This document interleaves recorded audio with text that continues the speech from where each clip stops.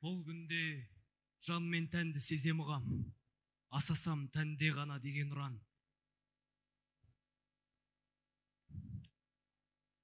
Тойымсыз көргенсіздер болмаушы ме еді, көрдім деп көк болғандар себеді лаң.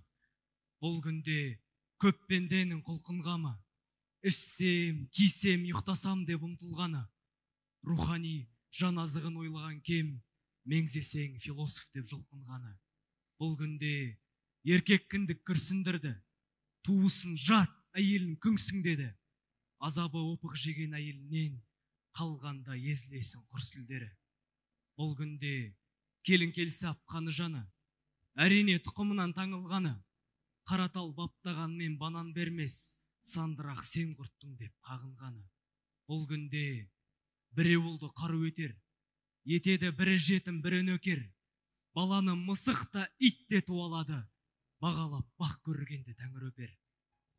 Бұл күнде адамдар астынға бекем, ұлық сөз бар шүкірсізді құрбан етем. Ей пенде, өз-өзіңді өзгертпесең, қол салар қазаныңа тұлға бөтен. Әу баста Алла берген байлығыңды, туылар өлетігін қай күніңді, ойдан сөз, сөзден мінез одан тағдыр, жасап ал, аңсасаңшың жайлы күнді.